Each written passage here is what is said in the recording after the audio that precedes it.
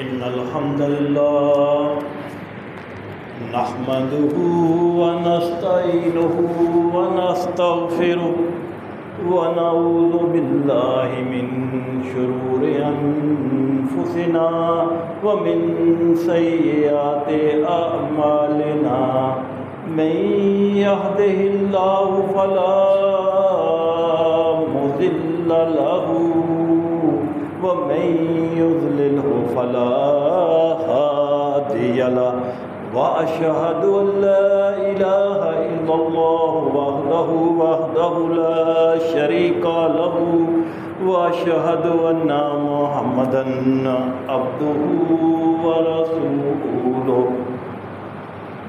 أما بعد فإن خير الحديث كتاب الله وخير الهدى هدى محمد صلى الله عليه وسلم وشر الأمور محدثاتها وكل محدثة بدعة وكل بدعة ضلالة وكل ضلالة في النار. يا أيها الذين آمنوا اتقوا الله حق تقاته ولا تموتن إلا وأنتم مسلمون. يا أيها الناس اتقوا ربكم الذي خلقكم من نفس واحدة وخلق منها زوجها وبث منهما رجالا كثيرا ونساء واتقوا الله الذي تساءلون به والأرحام إن الله كان عليكم رقيبا. يا أيها الذين آمنوا اتقوا الله وقولوا قولا سديدا يصلح لكم أعمالكم ويغفر لكم ذنوبكم ومن يطع الله ورسوله فقد فاز فوزا عظيما. اللهم صل على محمد وعلى آل محمد كما صليت على إبراهيم وعلى آل إبراهيم إنك حميد مجيد. اللهم بارك على محمد كما باركت على إبراهيم وعلى آل إبراهيم إنك حميد مجيد. رب اشرح لي صدري ويسر لي أمري واحلل عقدة من لساني يفقهوا قولي. أما بعد فأعوذ بالله السميع العليم من الشيطان الرجيم. بسم الله الرحمن الرحيم. قل لن يصيبنا إلا ما كتب الله لنا هو مولانا وعلى الله فليتوكل المؤمنون.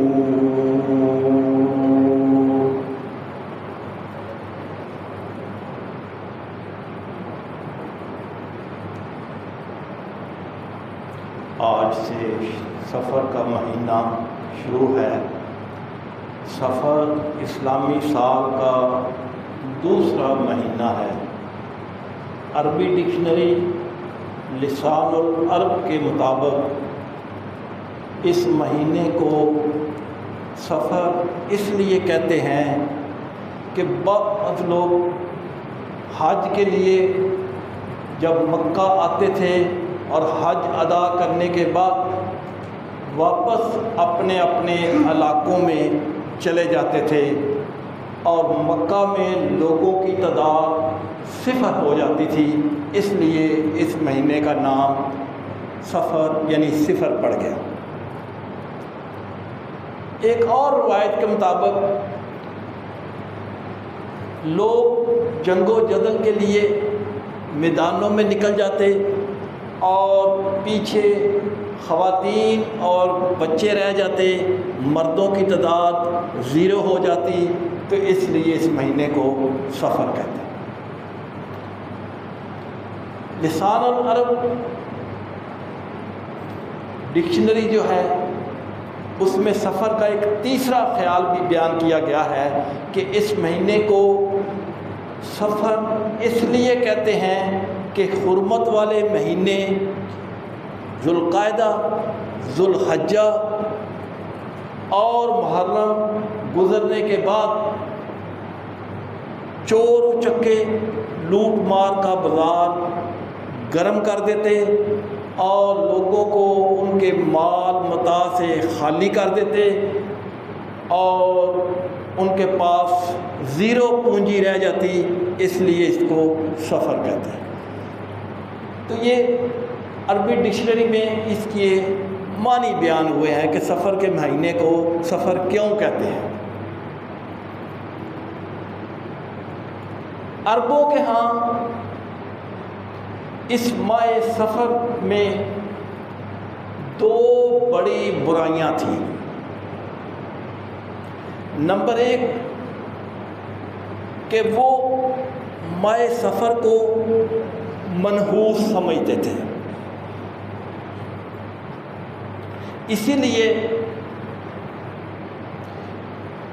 وہ ماہ صفر کا مہینہ جو اسلامی مہینوں میں دوسرے نمبر پر ہے، جب ان کا کوئی فنکشن، ان کا کوئی تقریب صفر کے مہینے میں ہونا ہوتی تو وہ صفر کے مہینے کو آگے پیچھے کر دیتے، یعنی صفر کی جگہ پر ربیع الاول لے آتے، جمادی الاول لے آتے، جو وہ مناسب مہینہ سمجھتے اپنے فنکشن کے لحاظ سے وہ اس کو آگے پیچھے کر لیتے۔ حالانکہ مہینے کو تو آگے پیچھے نہیں کیا جا سکتا، لیکن وہ چونکہ اس مہینے کو منحوس سمجھتے تھے تو لہذا جو ان کو سوٹ کرتا اپنے ستاروں کی چال کے مطابق اس مہینے کو یہاں پر لے آتے اور صفر کو کسی اور جگہ پہ لے جاتے۔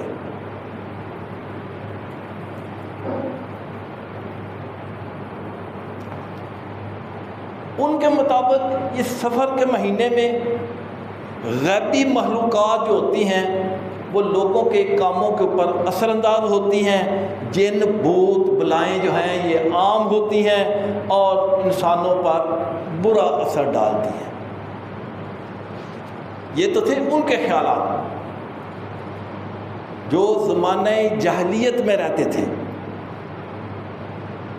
لیکن آج کے اس سویلائز معاشرے میں بھی یہ خرافات ہیں، اور ہر گزرتے وقت کے ساتھ یہ خرافات کم ہونے کی بجائے بڑھتی جاتی ہیں۔ جو لوگ کاروباری ہیں ان کو پتہ ہے کہ وہ کہتے ہیں نہیں، محرم اور صفر کا مہینہ جو ہے نا یہ صحیح نہیں ہے، کاروبار مدھم رہتا ہے، کاروبار سست رہتا ہے، ریکوریز نہیں ہوتی۔ قرآن مجید، فرقان حمید اور احادیث نبوی صلی اللہ علیہ وسلم میں ایسی تمام خرافات، بدعات اور تہمات کی نفی کی گئی ہے۔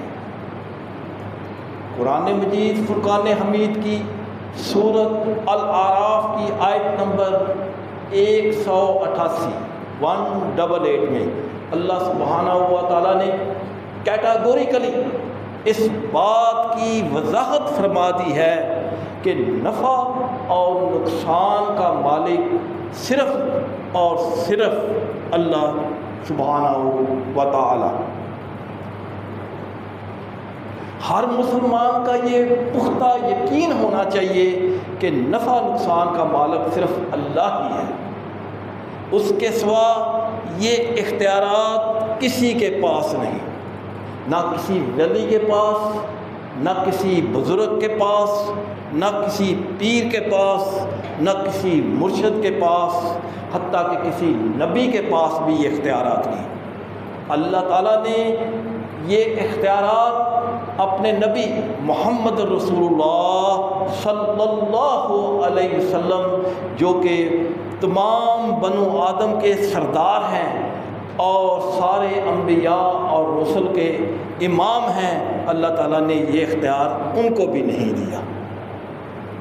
یہ اللہ کا اختیار ہے اور اللہ نے اس اختیار کو اپنے پاس رکھا ہے۔ اور قرآن مجید کی سورۃ اعراف کی جو آیت 188 ہے، اس میں اللہ تعالیٰ نے اپنے نبی محمد رسول اللہ صلی اللہ علیہ وسلم کو مخاطب کر کے فرمایا کہ اے میرے نبی، آپ اپنی زبان اطہر سے خود لوگوں کو بتا دیں، جو سامنے ہیں ان کو بھی بتا دیں، اور قیامت تک آنے والے لوگوں کو بھی یہ بات بتا دیں۔ کیا؟ قل، کہہ دیں، لا املک لنفسی شیئا، اے لوگو، اے میرے صحابہ، قل لا املک لنفسی، میں تو اپنی ذات کبھی نفع نقصان کا مالک نہیں ہوں، نفعا ولا ضرا، یعنی میں اپنے آپ کو بھی کوئی نفع نہیں پہنچا سکتا، نقصان نہیں پہنچا سکتا، تمہارا کیا میں کر سکتا ہوں؟ لا املک لنفسی نفعا ولا ضرا، کہ میں اپنی جان کو، اپنے آپ کو بھی کوئی نفع یا نقصان نہیں پہنچا سکتا، الا ما شاء اللہ، مگر جو اللہ چاہے، ولو کنت عالم، اگر مجھے یہ حقیقت کا پتہ ہو، میں جانتا ہوں غیبہ، غیب کی باتیں کہ کیا ہونے والا ہے، کیا ہوگا، اگر مجھے اس کا علم ہو، لاستکثرت من الخیر، تو میں تو ساری بلائیاں، سارے فائدے حاصل کر لیتا، وما مسنی السوء، اور مجھے کوئی تکلیف نہ پہنچتی، لیکن ایسی بات نہیں ہے۔ ان انا الا نذیر بشیر، میں تو صرف ڈرانے والا اور خوشخبریاں دینے والا ہوں۔ مجھے پاس جو وحی آتی ہے، اس میں جو غیب کی باتیں اللہ مجھے بتاتا ہے، میں تو صرف وہ کنوے کرتا ہوں آپ کو۔ اور اللہ تعالیٰ نے اس آیت میں اپنے نبی کے ذریعے اس بات کی بھی ایمبیگوٹی جو ہے وہ دور کر دی کہ اگر میرے پاس کوئی غیب کا علم ہوتا، مجھے کوئی غیب کی خبروں کا پتہ ہوتا، تو مجھے کوئی نقصان نہ پہنچتا۔ سنن ابو داؤد کی حدیث ہے 4510، جس کے راوی سیدنا جابر بن عبداللہ ہے کہ جنگ خیبر کے بعد ایک عورت نے آپ صلی اللہ علیہ وسلم کے پاس بنا ہوا گوشت بھیجا۔ آپ کو بکری کی دستی جو تھی وہ بڑی پسند تھی، آپ نے اس میں سے ایک لقمہ لے کے منہ میں ڈالا، صحابہ میں سے کچھ نے کھا بھی لیا، وہ ہڈی بول کے کہتی ہے اے اللہ کے رسول، مجھ میں زہر شامل کیا گیا ہے، مجھے نہ کھائیں۔ تو آپ صلی اللہ علیہ وسلم نے فوراً اس کو اگل دیا اور صحابہ کو بھی منع فرما دیا، لیکن اس کے باوجود ایک صحابی بشر بن برا شہید ہو گئے، وہ کھا بیٹھے تھے، باقی صحابہ نے اپنا ہاتھ روک لیا، وہ بے ہوش ہو گئے، لیکن اللہ نے ان کو صحت دے دی۔ اللہ کے نبی صلی اللہ علیہ وسلم کے اوپر بھی اس زہر کا اثر ہوا۔ تو اگر اللہ کے نبی کے پاس غیب کا علم ہوتا تو آپ کو پتہ چل جاتا کہ اس میں تو زہر ملایا ہوا ہے، لیکن علم نہیں تھا۔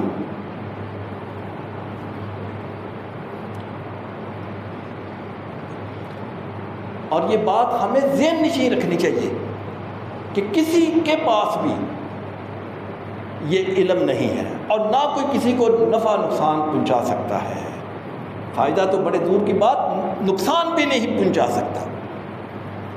لیکن بعض لوگ ڈرتے ہیں کہ نہیں جی فلاں بزرگ جو ہیں اگر ہم نے ان کی بات نہ مانی تو وہ نقصان پہنچا دیں گے، حالانکہ ایسی بات نہیں ہے۔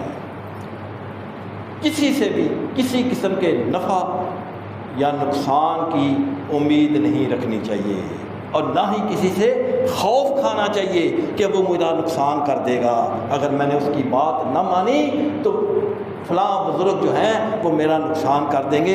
یہ خیال بھی ذہن میں رکھنا جو ہے کفر ہے، کہ غیر اللہ سے خوف کھایا جائے۔ خوف صرف اللہ سبحانہ و تعالیٰ کی ذات سے کھایا جائے۔ سیدنا ابراہیم علیہ السلام کو بھی ان کی قوم نے ڈرایا کہ اے ابراہیم، آپ ہمارے معبودوں کو، ہمارے بزرگوں کو برا کہتے ہیں، یہ بزرگ جو ہیں تمہیں بہت سخت نقصان پہنچا دیں گے۔ تو سیدنا ابراہیم علیہ السلام نے اپنی قوم کے اس سوال پر کیا جواب دیا؟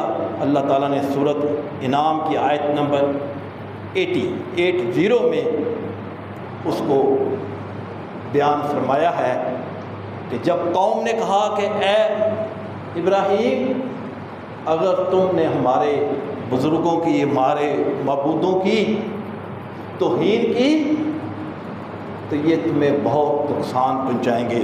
تو سیدنا ابراہیم علیہ السلام نے کہا وَلَا أَخَافُ، اور میں کیوں ڈروں، مَا تُشْرِكُونَ، تمہارے معبودوں سے، إِلَّا أَن يَشَاءَ رَبِّي، مگر یہ کہ جو میرا رب چاہے، وَسِعَ رَبِّي كُلَّ شَيْءٍ عِلْمًا، میرے رب کے پاس تو ہر چیز کا علم ہے۔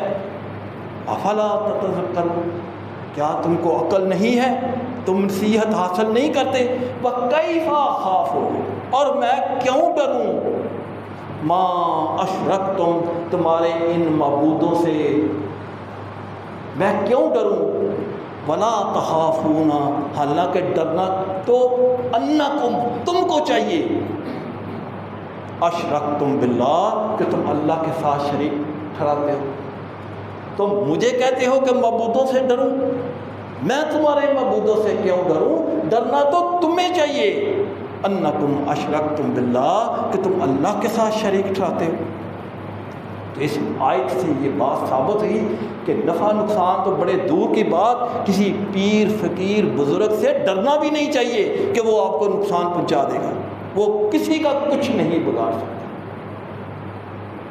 اللہ ہے جو نفع نقصان کا مالک ہے، اس کے علاوہ کوئی کسی کا کوئی نقصان نہیں کر سکتا، اور یہ ایمان کا حصہ ہے۔ محترم سامعین و سامعات،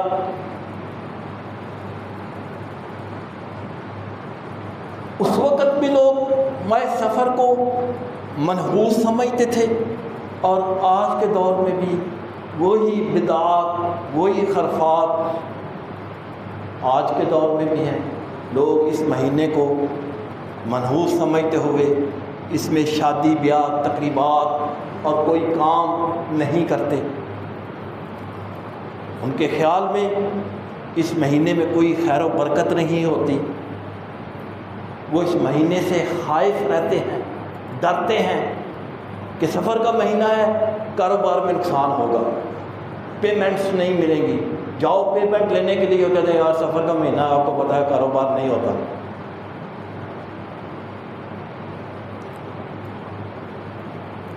جبکہ اللہ کے رسول صلی اللہ علیہ وسلم نے اس مہینے کے متعلق بالکل واضح ارشاد بیان فرمایا ہے۔ بخاری اور مسلم کی متفق علیہ حدیث ہے، بخاری میں حدیث کا نمبر ہے 5717، اور مسلم میں بھی یہ حدیث موجود ہے 2220، اور اس کے راوی ہیں سیدنا ابو ہریرہ رضی اللہ تعالی عنہ۔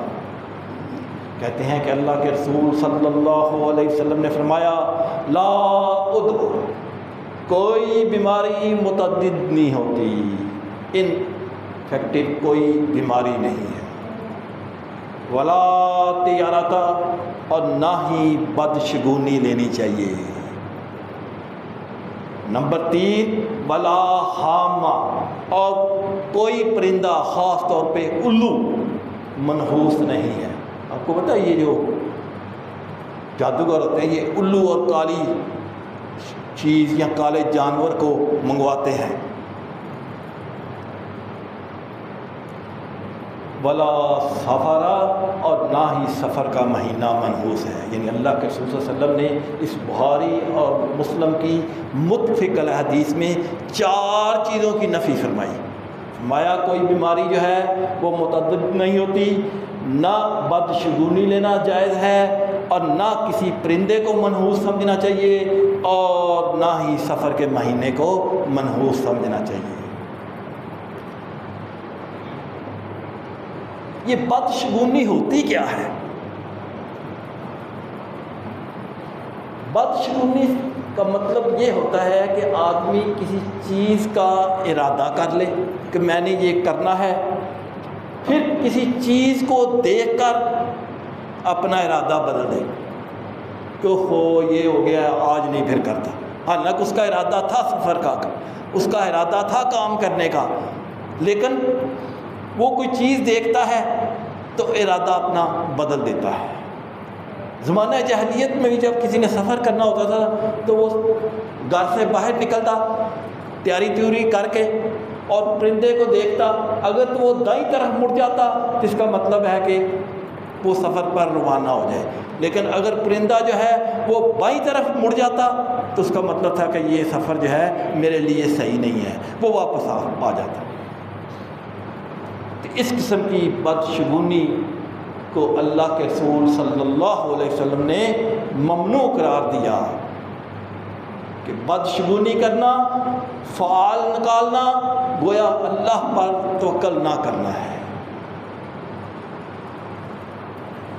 اس نے چیزوں کے اوپر توکل کی، اس نے پرندوں کے اوپر توکل کی کہ بلی نے رستہ کاٹ دیا، اوہو اب مسئلہ بن گیا، فش و پنج میں پڑ گیا کہ میں جاؤں کہ نہ جاؤں، کالی بلی نے رستہ کاٹ لیا. اسی طرح صبح کاروبار کے اوپر جا رہا ہے، کوئی مانگنے والا مل گیا، اس نے کہا اللہ کے لیے مجھے میری مدد کرو، بدشگونی لے لی. آج پہلا جو ہے نا وہ مانگنے والا ملا ہے، آج دکان کے اوپر سارے مانگنے والے ہی آئیں گے.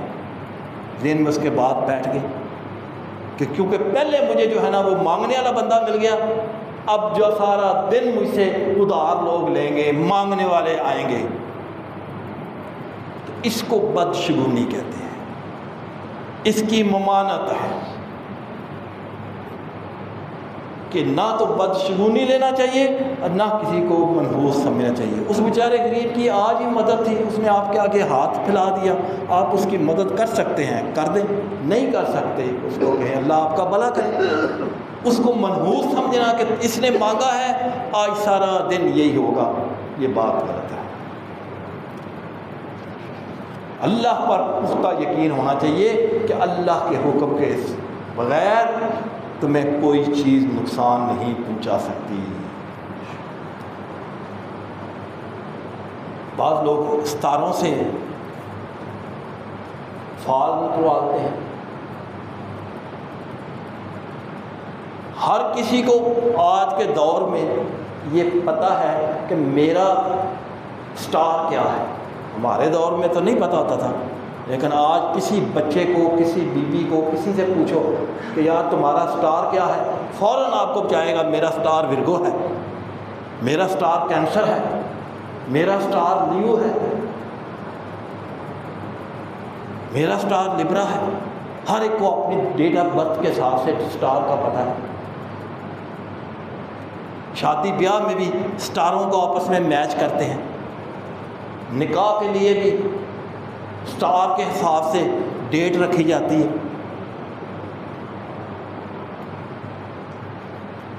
تو یہ سٹاروں کے اوپر یقین رکھنا یہ بھی بدشگونی ہے، یہ بھی شرک ہے. اور اسی کے بارے میں صحیح مسلم کی حدیث ہے 2160 اور اس کے راوی ہیں سیدنا ابو مالک اشعری رضی اللہ عنہ.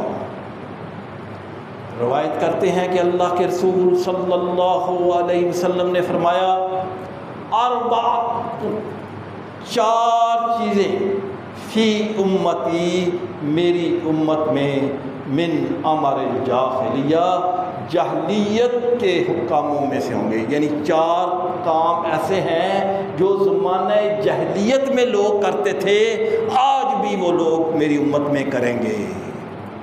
اور وہ 4 کام کیا ہے؟ اللہ کے رسول صلی اللہ علیہ وسلم لا یترکوہن، میری امت ان 4 کاموں کو نہیں چھوڑے گی۔ نمبر 1 الفخر فی الاحساب،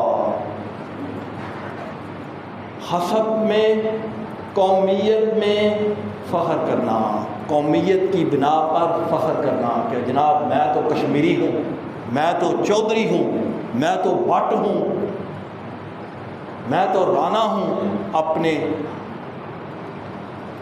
قوم کا فخر کرنا کہ میں فلاں قوم کی طرف سے، چلو اتنا کر لینا کوئی بات نہیں، لیکن آگے فرمایا وَالطَّعْنُ فِي الْأَنْسَابِ، دوسرے کی قوم پر طعن کرنا کہ تم چھوٹی قوم کے ہو، میں چودھری ہوں، تم تو فلاں درزی قوم ہو یا فلاں قوم ہو، چھوٹی قوم ہو، میں تو بٹ فیملی سے تعلق رکھتا ہوں، تم تو فلاں کمی کمین فیملی سے تعلق رکھتے ہو، یعنی اپنے آپ کو اونچا اور اگلے کو نیچا سمجھنا۔ مایا 4 کاموں میں سے 2 کام یہ ہیں کہ اپنے نسب کو اعلیٰ سمجھنا اور دوسرے کے نسب کو حقیر سمجھنا۔ نمبر 3 والاستواء بالنجوم، ستاروں کے اوپر یقین رکھنا، ستاروں کے ذریعے حال معلوم کرنا، ستاروں کی چال کے مطابق چلنا، اپنے کام ستاروں کے مطابق کرنا کہ میرا سٹار یہ ہے اور یہ سٹار اس مہینے میں کام نہیں کرتا، اگلے مہینے میں کام کرے گا، اس کا سٹار میرے ساتھ مل گیا تو ملاپ سے یہ کام نہیں ہوگا، سٹاروں کے مطابق اپنے کام کو چلانا۔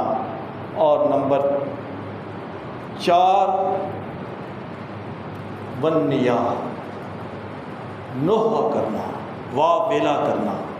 فرمایا یہ 4 زمانے جاہلیت کے کام ہیں، لا یترکونہن، میری امت ان کو نہیں چھوڑے گی۔ اللہ اکبر۔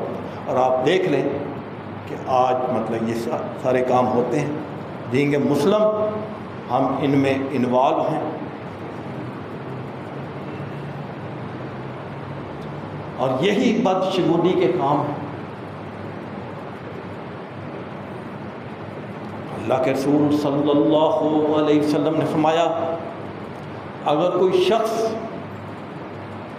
کسی نجومی کے پاس جاتا ہے، اسٹرالوجر کے پاس جاتا ہے اور اس سے سوال کرتا ہے، اس سے غیب کی بات دریافت کرتا ہے، تو ایسے شخص کی 40 دن کی نماز قبول نہیں ہوتی۔ یقین نہیں کرتا، اس کی باتوں کا یقین نہیں کرتا، صرف سوال کرتا ہے، تو اس کے صرف سوال کرنے سے اس کی 40 دن کی نماز جو ہے وہ قبول نہیں ہوتی۔ صحیح مسلم کی حدیث ہے 5821 5821، اور اس کی راوی ہیں سیدہ صفیہ رضی اللہ تعالی عنہ۔ فرماتی ہیں کہ اللہ کے رسول صلی اللہ علیہ وسلم نے فرمایا من اعطا عرفن، جو شخص کسی نجومی کے پاس جائے، فَسَأَلَهُ، اور اس سے صرف سوال کرے، ان شیئن، کسی بھی چیز کا، لم تقبل لہ صلاۃ، تو اس کی نماز قبول نہیں ہوتی 40 لیلہ، 40 رات۔ یعنی کسی نجومی کے پاس جا کے اپنا ہاتھ دکھایا ہے یا ویسے اس سے سوال کیا ہے، ایمان نہیں لایا، اس نے جو کہا ہے وہاں ہی جھاڑ کے آ گیا ہے، اس نے کوئی بات کی ہے، اس نے اس بات کا اس کو جواب دیا ہے، اس کے اوپر یقین نہیں ہے، سن کے وہاں ہی چھوڑ کے بات آ گیا ہے، مانی نہیں اس کی بات، لیکن صرف سوال کرنے سے اللہ کے نبی صلی اللہ علیہ وسلم نے فرمایا اس کی 40 دن کی نماز جو ہے وہ قبول نہیں ہے۔ اور اگر مان لیا ہے، اس نے جو کہا ہے اس کی بات کے اوپر یقین کر لیا ہے، تو جامعہ ترمذی کی حدیث ہے 135 اور ابن ماجہ میں بھی یہ حدیث موجود ہے 639، اور اس کے راوی ہیں سیدنا ابو ہریرہ رضی اللہ تعالیٰ عنہ۔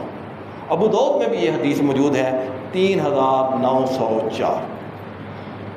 اللہ کے رسول صلی اللہ علیہ وسلم نے فرمایا وہی الفاظ، من عطا عرفن، جو کوئی کسی اسٹرالوجر کے پاس گیا، پامسٹ کے پاس گیا اور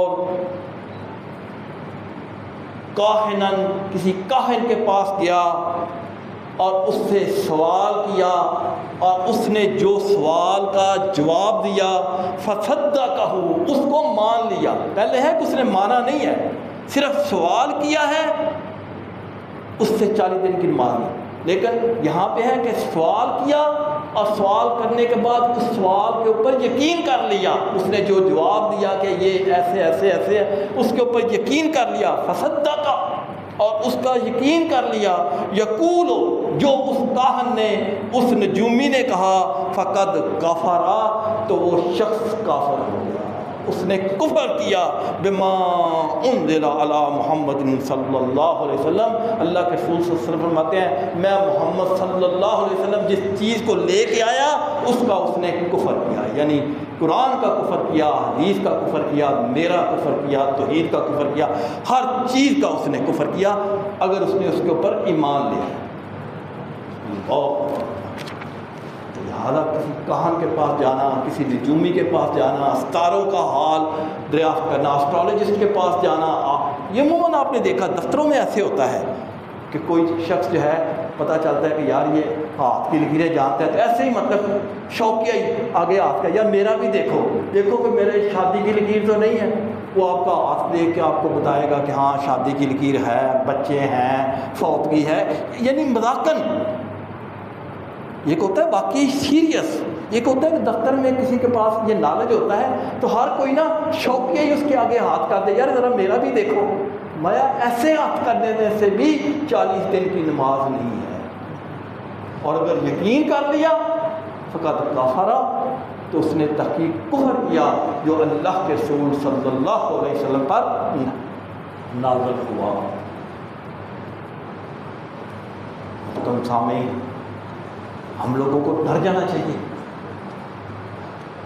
جس کو ہم معمولی بات سمجھتے ہیں یہ معمولی بات نہیں ہے۔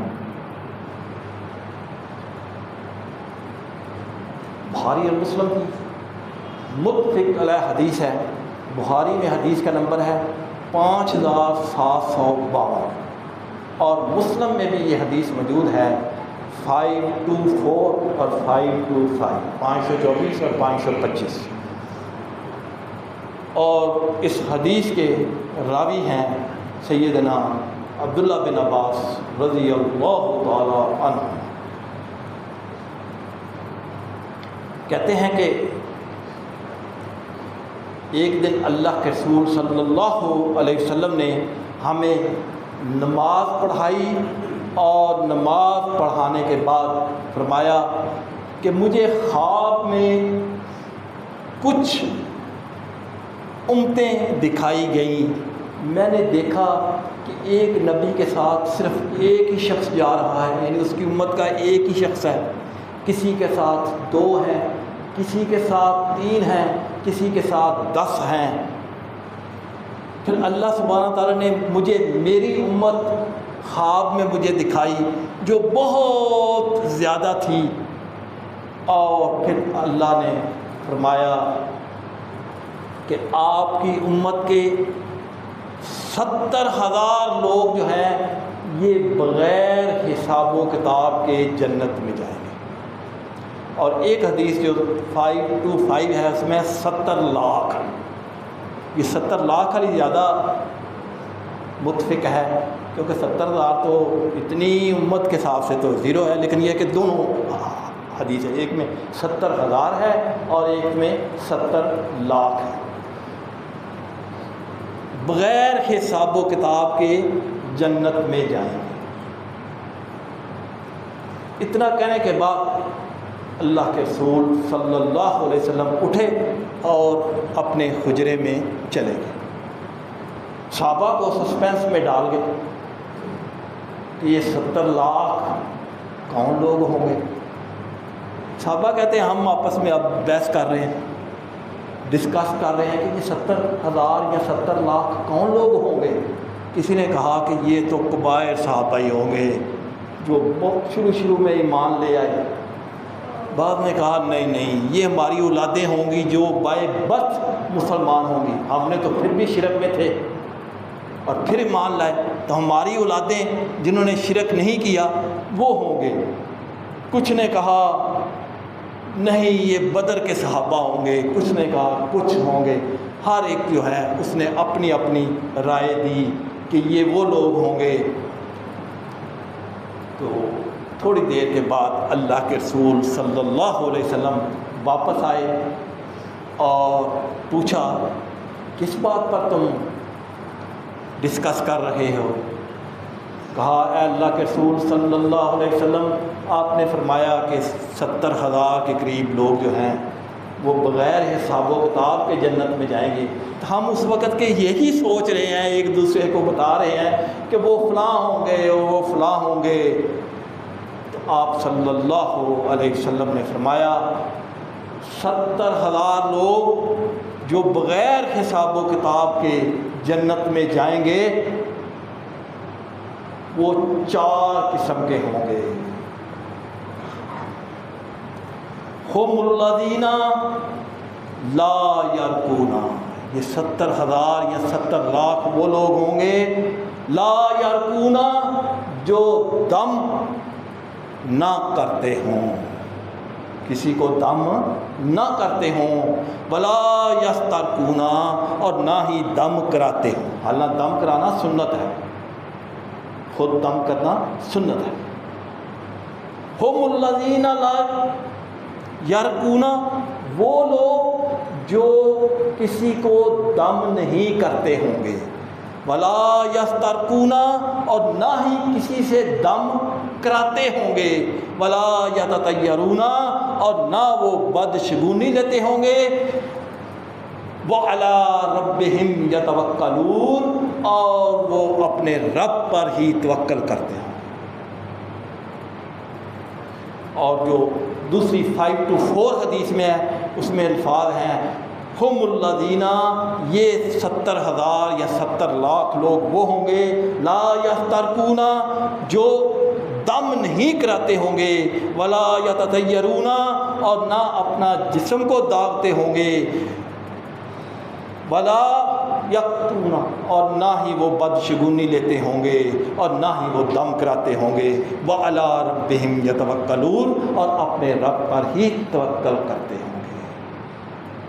جامعہ ترمذی کی جو حدیث ہے 3388 اور ابو داؤد میں بھی ہے 5082 اور نسائی میں بھی ہے 5429، اس میں ہے کہ آپ اپنے اوپر خود دم کر سکتے ہیں، یعنی کوئی آپ کا بچہ مطلب بیمار ہے، بیوی بیمار ہے، بیٹی بیمار ہے، اولاد بیمار ہے، آپ خود بیمار ہیں تو آپ خود سنت کا دم کر سکتے ہیں، جیسا کہ آپ صلی اللہ علیہ وسلم نے فرمایا کہ رات کو موعظتین قل اعوذ برب الفلق قل اعوذ برب الناس یہ پڑھ کر اور سورۃ قل هو اللہ اپنے اوپر دم کرو اور ساتھ یہ پڑھ لو بسم اللہ الذی لا یضر مع اسمہ شیء فی الارض ولا فی السماء وهو السمیع العلیم۔ آپ سیدنا حسن اور حسین کے اوپر چھوٹے بچے تھے، سال 2 سال کے، ان کے اوپر یہ پڑھتے تھے اعوذ بکلمات التامۃ من شر ما خلق۔ تو آپ اپنے اوپر، اپنے بچوں کے اوپر جو دودھ پیتے ہیں جن کو اتنا نہیں پتہ، اگر وہ بالغ ہو گئے ہیں تو وہ خود اپنے اوپر دم کریں، سورۃ قل اعوذ برب الفلق قل هو اللہ اور قل اعوذ برب الناس، آیت الکرسی خود پڑھیں، اپنے جسم کو پستر کریں، رات کو سوتے وقت یہ کلمات پڑھ کر اپنے اوپر پھونک کر سو جائیں، تو یہ دم ہے۔ کوئی تکلیف ہوتی ہے اپنے اوپر یہ کلمات پڑھ کر دم کریں، اپنے اوپر دم کرنا جائز ہے، اور جو نابالغ بچے ہیں جن کو نہیں آتا اس کے اوپر والدین پڑھ دیں۔ فرمایا یہ 70,000 یا 70 لاکھ لوگ وہ ہوں گے جو یہ 4 کام نہیں کرتے ہوں گے، یعنی نہ دم کرتے ہوں گے، نہ دم کراتے ہوں گے، نہ بدشگونی لیتے ہوں گے، اور نہ اپنے جسموں کو ڈالتے ہوں گے، بلکہ وہ اپنے رب پر ہی توکل کرتے ہوں گے۔ تو ہمیں بھی اللہ سبحانہ تعالیٰ پر ہی توکل کرنا چاہیے، اور اس مہینے کو منحوس بالکل نہیں سمجھنا چاہیے۔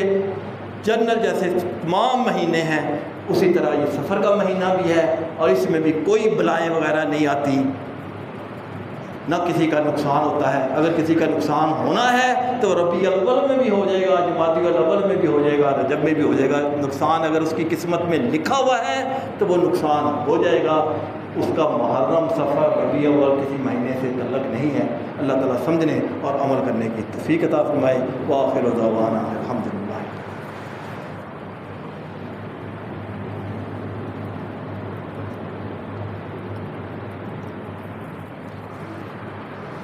ان الحمد للہ نحمدہ